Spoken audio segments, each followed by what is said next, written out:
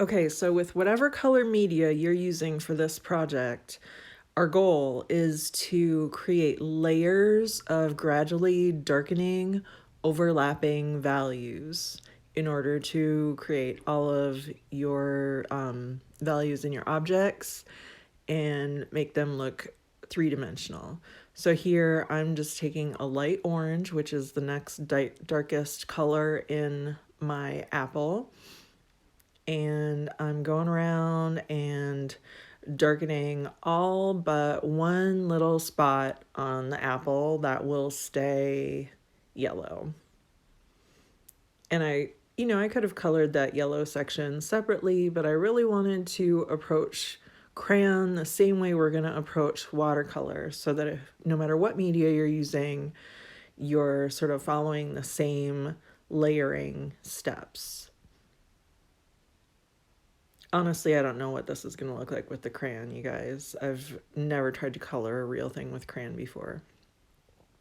For the marker, I'm doing the same thing. So in the shape that is the red area, the next darker color is a darker red. And so I got a darker red marker, and I'm just following my source image and going through and making all of the areas that are darker red a little bit darker, and leaving some shapes the lighter red color that was already there.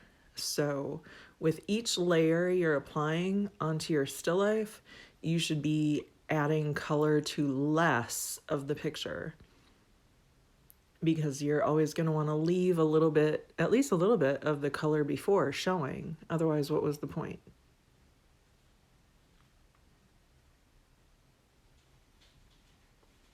So each layer should hopefully start to go a little faster because you're just covering less of your paper.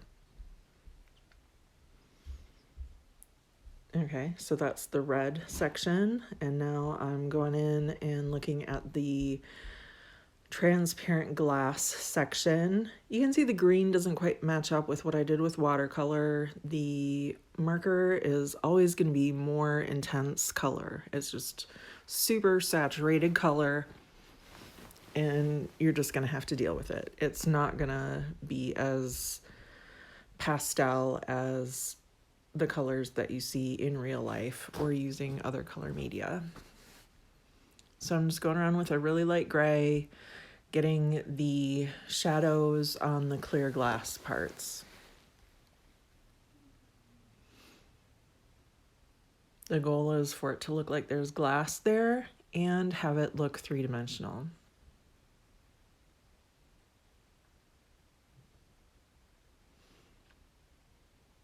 Getting a little ahead of myself there and pulling that shadow down onto the red part as well, but whatever. Okay, and then watercolor.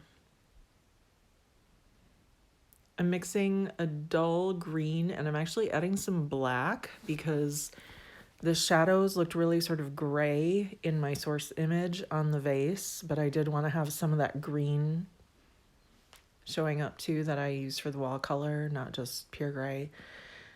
And then just lots and lots of water, because this first layer of shadows is going to be really light.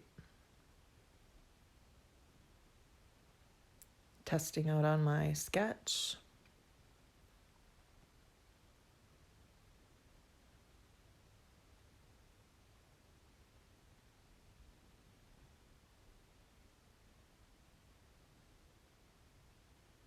So the trick for making something look reflective or transparent is finding all those little shapes where things change color and where things change value, and making sure you get those little shapes of color and value captured in your image.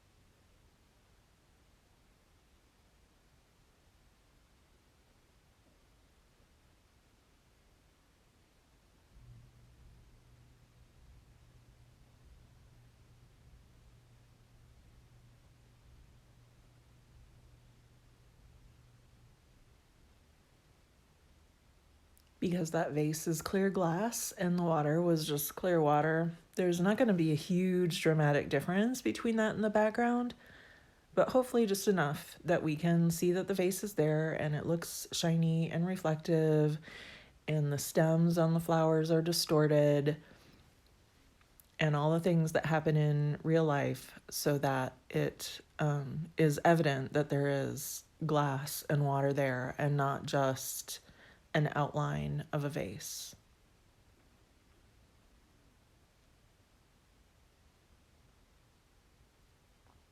Okay, so there's the finished drawing. I went in and did my second layer on the flowers and on the stems.